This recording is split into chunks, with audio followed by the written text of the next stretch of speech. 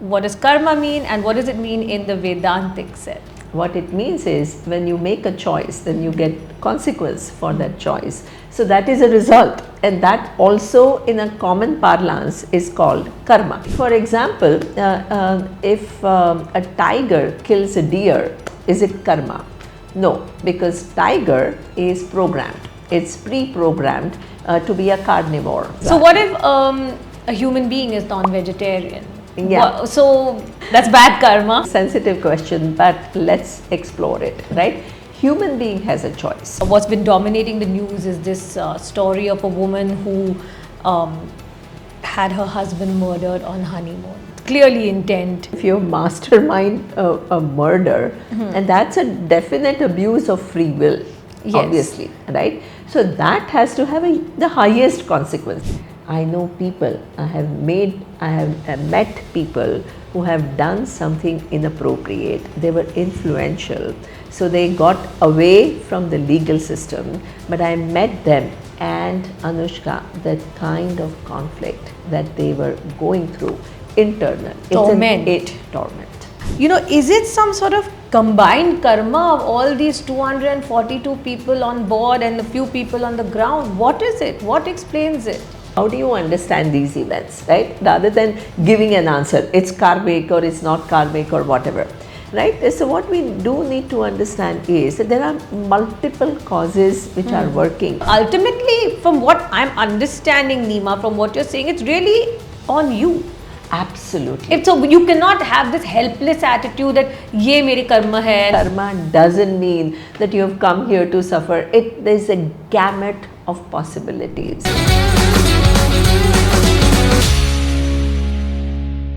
Perhaps the most popular Sanskrit word in the whole world, one that even Westerners use widely, is karma. People often say, oh, karma will bite you back, or this is my good karma, etc., etc. Simply put, the word karma means action, and in the context of Hinduism, it is the consequences of those actions. But it is not just a single word. It is an entire concept, and a very nuanced one that goes beyond simple cause and effect. To understand the different types of karma that Vedanta talks about and how it operates in our lives, we have with us renowned Advaita Vedanta teacher, a disciple of the great Swami Dayanand Saraswati, Neema Majmudar. She has also had a very illustrious career with the United Nations for over 17 years. Welcome on Buzz by the Bay, Neema. Thank you, Anushka. I'm very happy to be here. I heard about you many years ago, and I think I've reached out to you in the past, and somehow our paths didn't cross, but now here we are. You know, is that also some sort of karmic meeting, or that's reading too much into it? Anyway. Pleasure to meet you. Yeah. And, you know, I mean, we didn't coordinate this, but we're matching. I mean, totally uncoordinated. Quite a surprise. First, you know, about yourself, you had this illustrious career, over 17 years, you've lived in so many countries abroad. And then you came home, and then you met Swami Dayanand Saraswati. If you could tell us a bit about your journey. Yeah, I grew up in Bombay in a very interesting family because my grandparents were Sanskrit scholars, and I grew up seeing them translating Ramayana from Sanskrit to Gujarati, right? Wow. So, and following Anushtup meter. So, it's not just a simple translation, you have to follow the meter. But my father grew up during the British era, and somehow subtly in the education system, you know, they were all told that anything about Hinduism is all orthodoxy, superstition. So he was obviously influenced by those thoughts. As a child, it is very interesting because you have two different kinds of influences. One is a very traditional Vedic influence, and the other is modern thinking, scientific thinking. And you know, I as a child, I didn't know like which one do I subscribe to. Obviously, I was too young.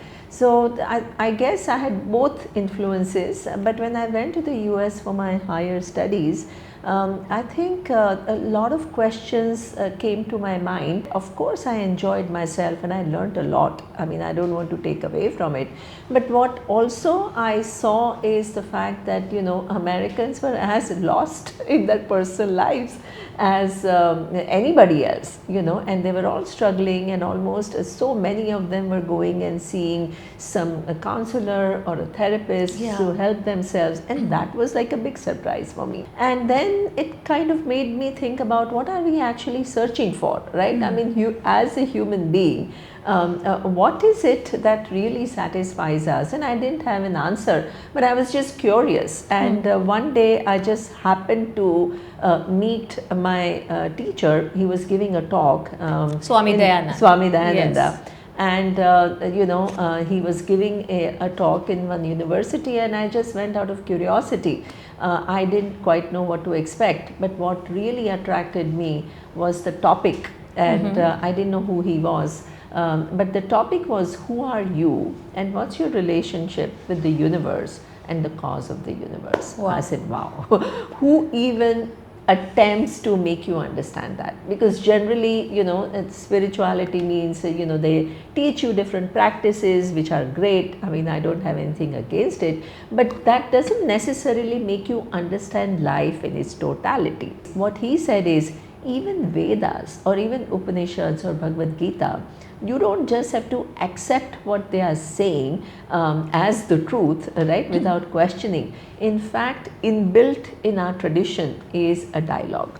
A dialogue. So whether it is Bhagavad Gita or it is Upanishad, it's all in form of a dialogue, because you need to understand. And for understanding, questioning mind is needed, right? You don't just have to accept and say, oh, I have belief, or Yes, it's not prescriptive it's not about religion. prescriptive, exactly. That got me really interested. And then as I got interested, a deeper question came to my mind. Are these just beautiful thoughts that I, would love to expose myself to, or is this the truth? And as I exposed and I really thought and I asked questions, at one point I was sure that these are some universal truths. Yes. And that's when I decided to spend more time with it. So I decided to leave my job and at the United Nations. At the United Nations. I was an economist. Wow. And I had everything going for me. I started out in New York, then I was posted in Bangkok, and I had, in my early 20s, I had kind of, achieved so many thins, and I was doing so well. And one day I said, okay, I'm going to go to an ashram in South India, in Nilgiri Hills, and study with Swami Dayananda. And that was obviously a very unconventional decision, and but I decided to do it because I thought it was important.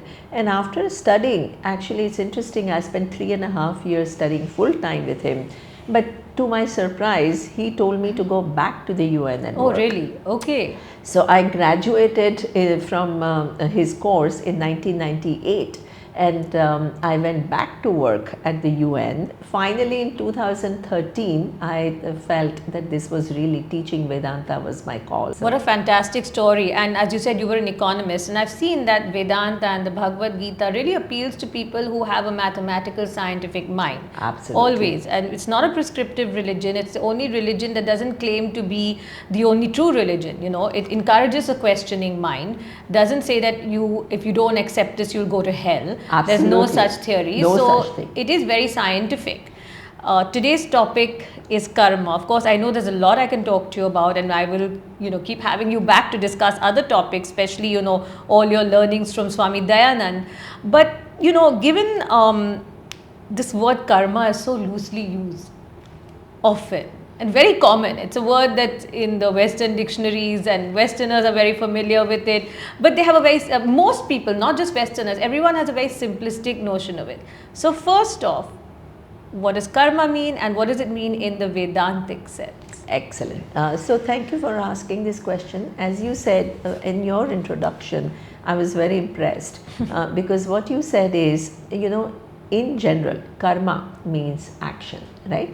But it's not as simple as that, because it can also mean karma phala. What it means is, when you make a choice, then you get consequence for that choice. So that is a result, and that also in a common parlance is called karma. Yes. Right? So karma means both the action as well as the result. Yes. But the technical meaning, if you ask me, the technical meaning in Shastra, the meaning of karma is that which is Purusharthas.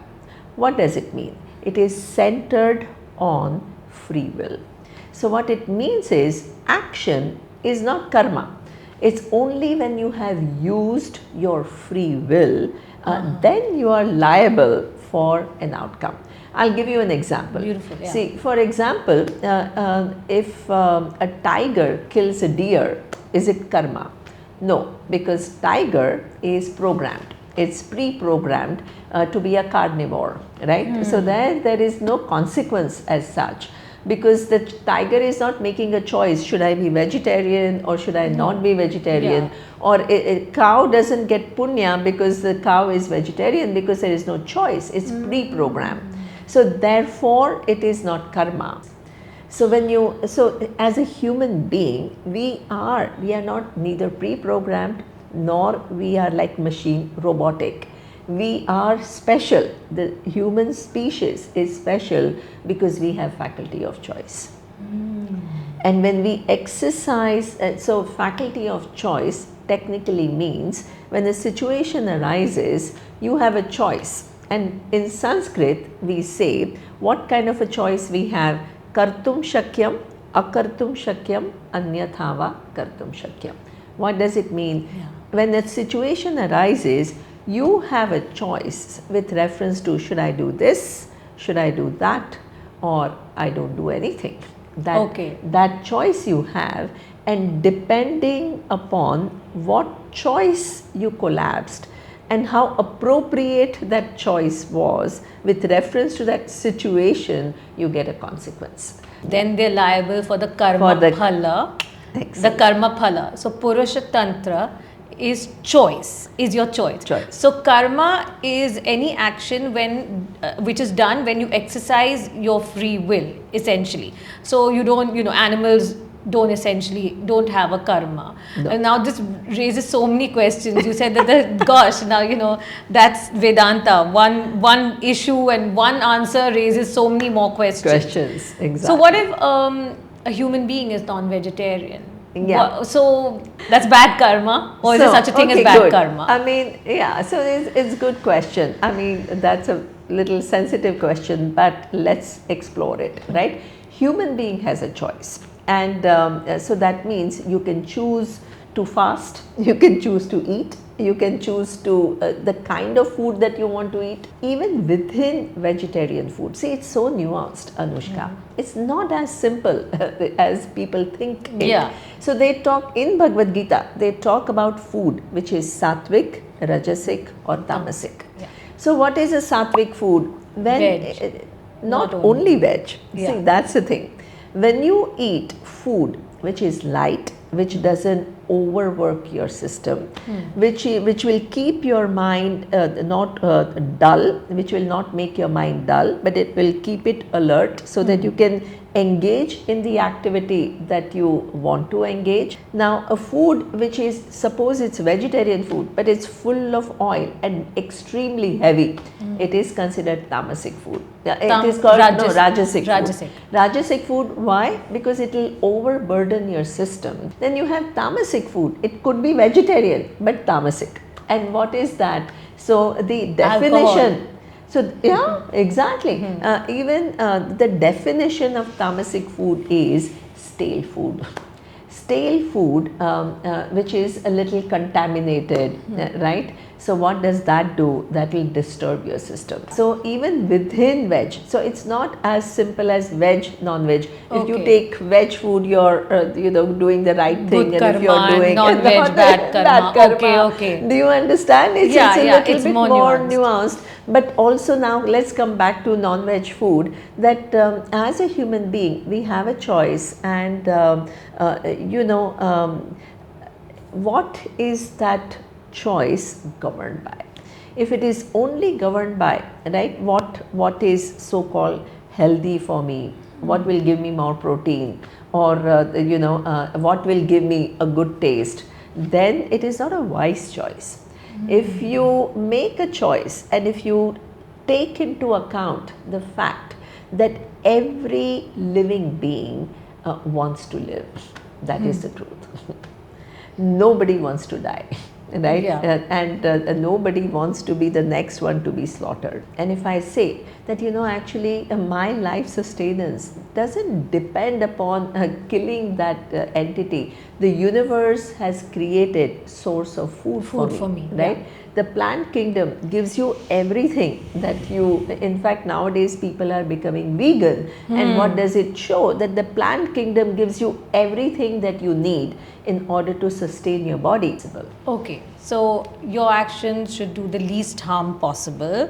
It's only species with a superior intellect that can actually do karma, and you have a choice. The choice could be Tamasic, Rajasic, or Sattvic in every sphere of life, not just food. Excellent. So what about in the Vedantic sense, deeds done with intention? So this word intention, and how the quality of your intentions determines the quality of your karma. Is that so? That's an interesting question, because this is a very popular idea that the intentions matter, and intentions do matter. I do not want to say they don't matter. Yeah. But things, as I what I want to convey is a little bit more nuanced. Yes. Right. So for example, I will give you two examples, right, from Mahabharata, because these stories are the ones which actually highlight how the complexity of karma, right? So there is a story that Pandu, he had gone to the forest, and he didn't intend to kill anybody, but he thought, he had gone hunting, and he released an arrow, and the arrow, he didn't have any intention to kill anybody, went and pierced one rishi couple. Husband and wife were enjoying each other's company. He thought it was an animal, and he was shooting. Now, as he releases the arrow and it pierces the couple, they scream, and he goes there, and he's horrified. He's horrified to see one rishi couple, dying. And the rishi couple tells him that obviously you didn't intend to kill us, but this is a huge action, and that has to have repercussion. And what is the story of Mahabharata? Because he had disturbed this couple, right? The story was that the minute Pandu became intimate with any of his wife, that would be his last day. His last day, yes, and we know. So we know the story. Yeah. So the story very clearly shows that thing is not as simple as if you don't have an intention, you are totally absolved from the result of the karma, and if you have only when you have deliberately and consciously chosen, only then you will have the outcome. No, what it means is the degree is different. The degree is different, because if you have done it intently, you have more repercussions. But if you have done it unknowingly, then yes, you don't have that much of a responsibility, but you do have a responsibility. Why do you have a responsibility? Because you could have been a little bit more cautious. How brilliantly explained, Neema. Thank you for that, because one would think that, oh, I shot this arrow, I shot a bullet, I shot a gun, and I had no intention. I was just practicing shooting, but it went and hit someone in the head. Of course, but you have to be more cautious. And what are you doing with a gun anyway?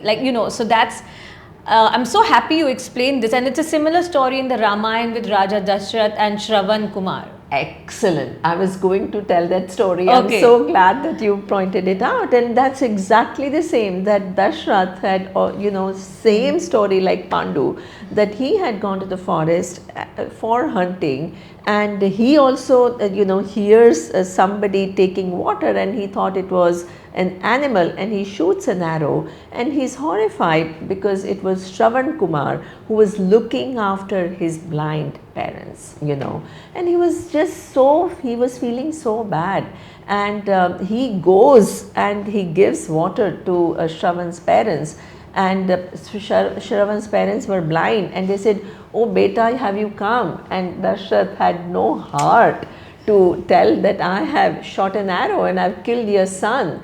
And when the blind parents find out, they said, that what have you done, king, and just as we will die, feeling so sad that we've lost our son, you will have to go through the same experience, Yeah. and that's what actually happens to Dashrath, that Ram is in Vanvas, when he is dying, and the only thing that is in his head is Rama, Rama, Rama. Yeah, absolutely. These stories really explain this very clearly, because the Upanishads don't give you all the details, but these stories give you the details. Let's draw parallels from what's happening in our society. Unfortunately, there has been terrible news the last few weeks, because so to understand karma or intention in that context, what's been dominating the news is this story of a woman who had her husband murdered on honeymoon. Clearly intent, very obvious intent, very evil action. So that is a no-brainer, right? No-brainer. Because that's a no-brainer, because if you actually have an intention, and if you mastermind a murder, and that's a definite abuse of free will, obviously, right? So that has to have the highest consequences. Yes, possible, highest consequence right? in this life and many lives to come. Yeah, see, that is something which is interesting. In Bhagavad Gita, it is said, Gahana Karmano Gatihi. And what it means is that, as a human being, I cannot definitely say in this life or in next life or in 5 years, 5 lives from now, that access we don't have as a human being. Yeah. But the laws of karma take into account that. The only thing that we can know is that karma has 2 kinds of results. One is called Drishtaphalam, and the other is called Adrishtaphalam. What is Drishtaphalam? The seen result. Seen result. So what it means is that this woman, suppose, there are 2 possibilities. Suppose she did it, right? Now, there are 2 possibilities, that the legal system will catch her, and so she will go to jail. So that means during this lifetime itself, she what experiences the result of her action. Suppose there is a legal loophole, suppose, and if she is freed, does it mean that in this lifetime she will not go through any repercussion? So what it means is she may be able to avoid jail, but there is a seen result in terms of her mental conflict. I know people, I have met people who have done something inappropriate. They were influential, so they got away from the legal system, but I met them, and Anushka, the kind of conflict that they were going through, internal. Torment. Torment. It's an internal conflict. That is called seen result. They may, it may affect their health, they may not be able to sleep at night, they are living in constant conflict, in fear, with anxiety. These are all intangibles which are not very easily noticeable. But that is Drishtaphalam, seen result. So the seen result is your mental afflictions, as well as, suppose you go to jail, you know that this person did it, and then this person got it. Drishtaphalam. That is Drishtaphalam. Then there is something else called Adrishtaphalam.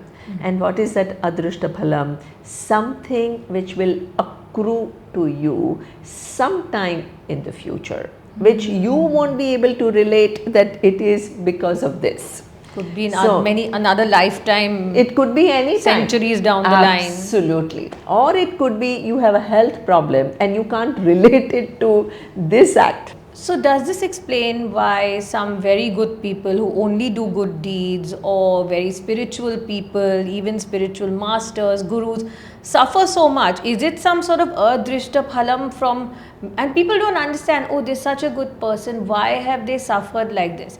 Is it because of some karmic debt that has to be repaid from many lifetimes ago? What is it? Okay, so that also is not as simple. Nothing, Nothing is simple. Yeah. Nothing according to Indian philosophy is linear and simple. So again, come back to stories. I think stories actually make you understand the things, a little bit better, right? So let's look at Arjuna's suffering, right? I mean, on one hand, they were all highly privileged. Pandavas were privileged. They were princes, and they were brilliant, and they were dharmic, and they were exceptional, right? Yes. But on the other hand, their life was so difficult, right? So now, can you make a categorical statement that it is because of their past karma that their life is so miserable? Not necessarily. Lord Krishna doesn't seem to say that. So what the whole complexity is that we live in an interconnected world, and we live in an interdependent world. So what it means is not only, so karma is not linear, karma is a network. Okay. So what it means is not only you are experiencing, let's come back to Arjuna. So not only he was experiencing the result depending upon what he did in the past, but at the same time he was related to his cousin, and his cousin was totally captured by his own ambition and greed or whatever, Duryodhan. And Duryodhan's actions of the present, the choices that he made, was affecting him. Oh. Do you understand? Complex. Yeah. Complex. Do you understand the complexity? Yes, yes. Because we are living in an interconnected world, and the cause and effect is not all linear. It's all network of cause and effect. So not only what we do in the past affects us in the present, but what others did in the past also affects us, and what others do in the present also affects us. So this brings me to another very, very tragic event, is this awful plane crash of Air India. And I've seen on chats, on one particular chat, someone asked, when so many people die together in such an awful way, all the innocent people, is it some sort of combined karma of all these 242 people on board and a few people on the ground? What is it? What explains it? Yeah, so that's why, as I said, it's so complex and it's network of things. So there is always, if you try to pinpoint and if you say one thing, right, without understanding the complexity, you won't be totally accurate. So that we have to be very cautious, because if I say it is all karmic, it's easy, but it's it too may easy. not be true. It may not be do true. You see? Exactly. How do you understand these events, right? Rather than giving an answer, it's karmic or it's not karmic or whatever, right? So what we do need to understand is that there are multiple causes which are working at any given point in time, and all those causes, right? They are coming in connection. And that creates probability of events, right? Nothing is like pre-decided and predetermined. It's not pre-decided. No. So there are many individual causes, and then there are collective causes, all operating at the same time. So one thing, right, so this flight actually took off from Delhi and came to Ahmedabad. So at that time, nothing happened. But perhaps there was something wrong in the engine or whatever, which could, if it was, and if it could have been detected, and if it was not detected. Do you understand that? It's Yeah. not like everything is just pre-decided and everybody's karma and all. There are always possibilities which are being collapsed by multiple people. And each one has to do what they have to do, and whether they do or they don't do creates an event. Yes. So that means if a mechanic who has checked the plane, first perhaps it was not detectable, that we don't know, but if it was detectable and if he did not do it, then it's a free will, it's a dereliction of duty on part of somebody, which then caused so many people had to pay for it, right? So none of this is predestined, you're saying. It's a lot So, of interplay. lot Not that all of these people were interplay. destined to go like this. It's not So that. it means it's a lot of interplay, Yeah. and the to sit here without knowing the intricacies and make one definite statement is a mistake that we all make. Absolutely a mistake. I'm asking because I've seen people asking these questions, and so I wanted to pose it to you. Also, sometimes it's interesting, I want to show the other side, right? I want to show the other side, that suppose there are, and I want to take a few in the same news, one person survived, right? Yes. The person who was sitting in 11A. And that also, so that means there are many interplays. So suppose there was some dereliction of duty, or it was not detectable, in which case it was nobody's fault, right? But it just happened, right? Yeah. That things didn't work. But that person who sat on 11A had some cause which was working for him in a way that he happened to be in that place when he survived. And some people, you see what I mean? They were supposed to take the flight and they didn't take the flight because there was one news that somebody had gone to Calcutta, and then that person was supposed to come back and catch that flight, but he got late there, so he couldn't. So it's individual causes, network of causes, people's free will, so many things are working together to produce an event, and to categorically say it's one thing or the other is a mistake. Absolutely. Thanks for explaining that. Now, I want to come to a few concepts, but we'll have to explain them very simply, because you can't talk about karma and karma phala and the Bhagavad Gita without talking about vasanas or the deep impressions. If you could explain what vasanas are, put it simply and explain how they work. Okay, so let me just explain one thing, that the word vasana is used in some of the Vedantic texts, but it's not used in Upanishads and Bhagavad Gita. Oh, it's not. So, no, it's not.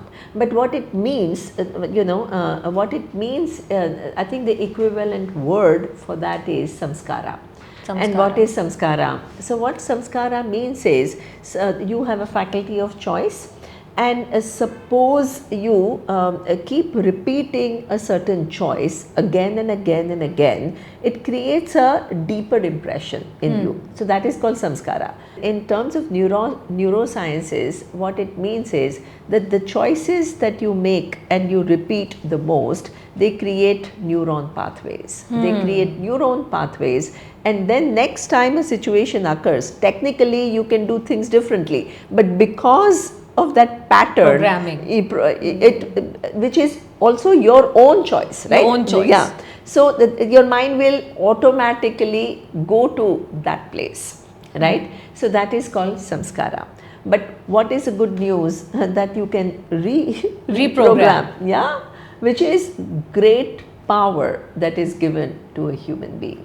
You can totally reprogram, but it needs an effort, and that is called neuroplasticity. Neuroplasticity means even if your patterns are this way in this lifetime, you can recognize, make an effort and create a new pattern. That power is given to human beings. So that is, so samskaras do play a role. Why do they play a role? Because whatever you have repeated, that becomes kind of your nature, and your mind tends to go there. But if it is not a good pattern, you are given the power to break free from that.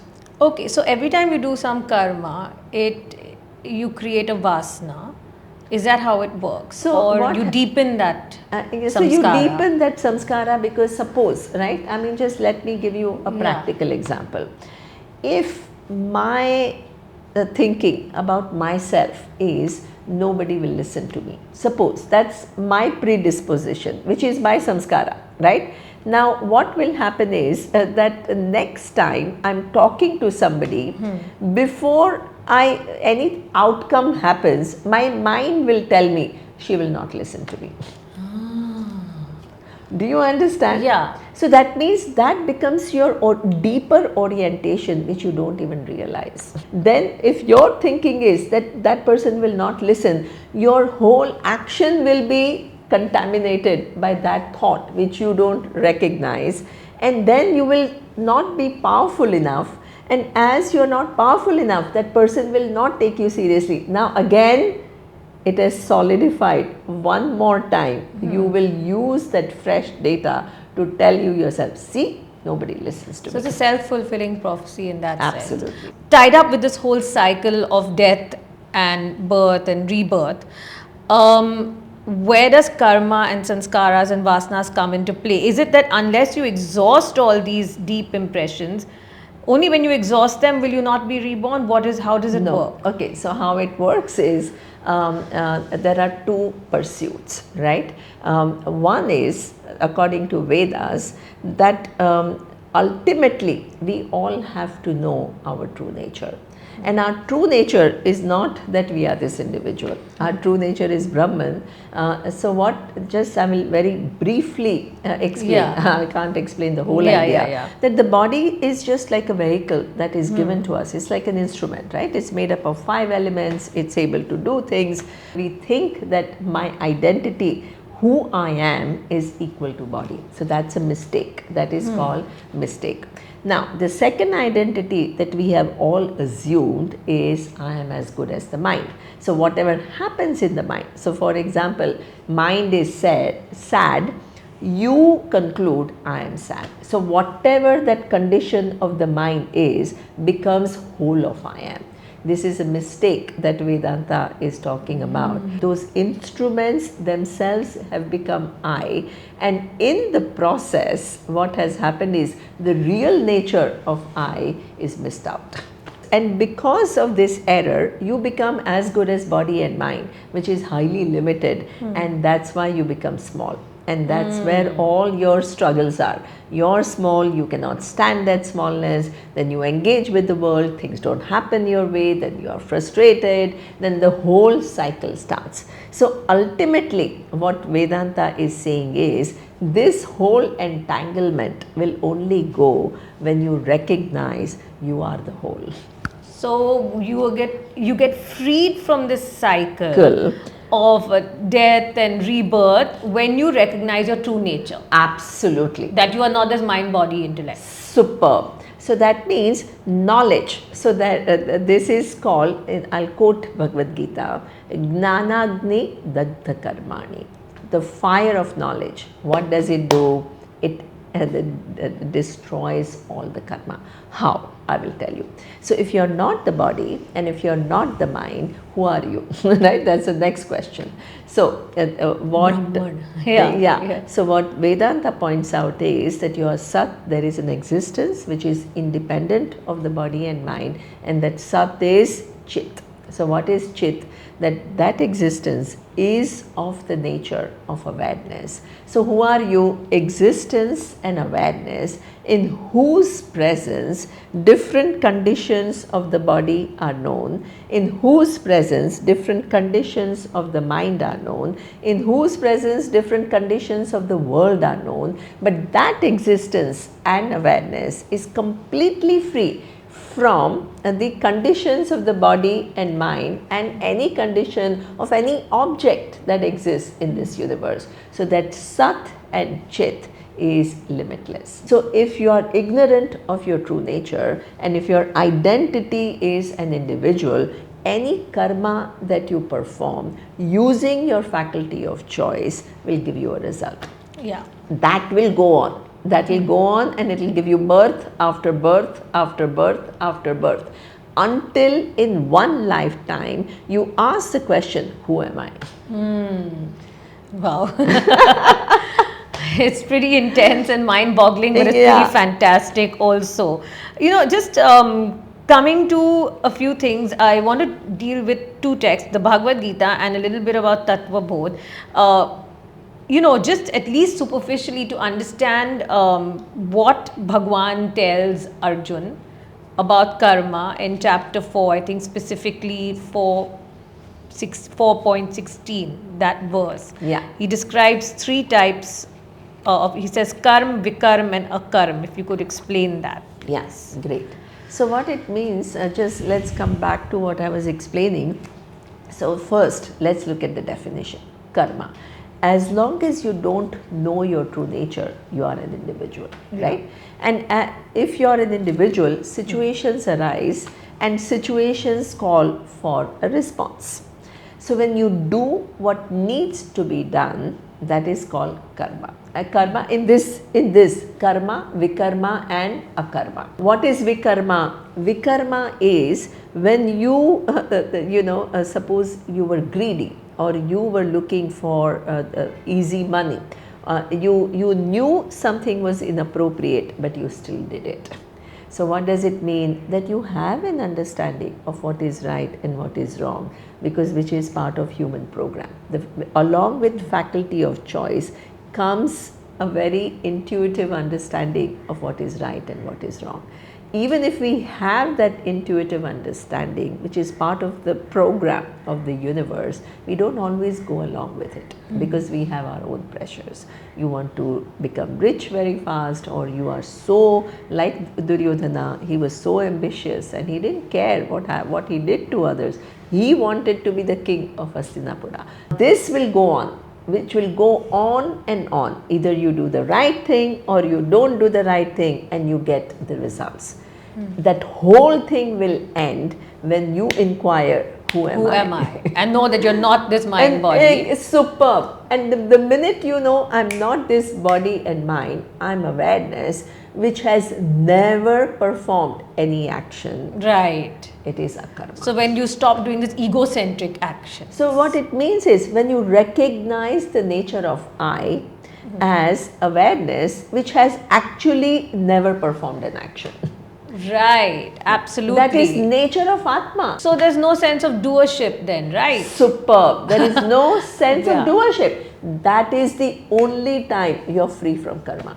Okay, so when you know that you are actually Sat Chit Anand. Anand and I am not the doer of these actions, then akaram, then you're freed from this cycle. Superb. Okay, sounds so easy but so hard, right? Beautifully explained, Neema. Thank you so much.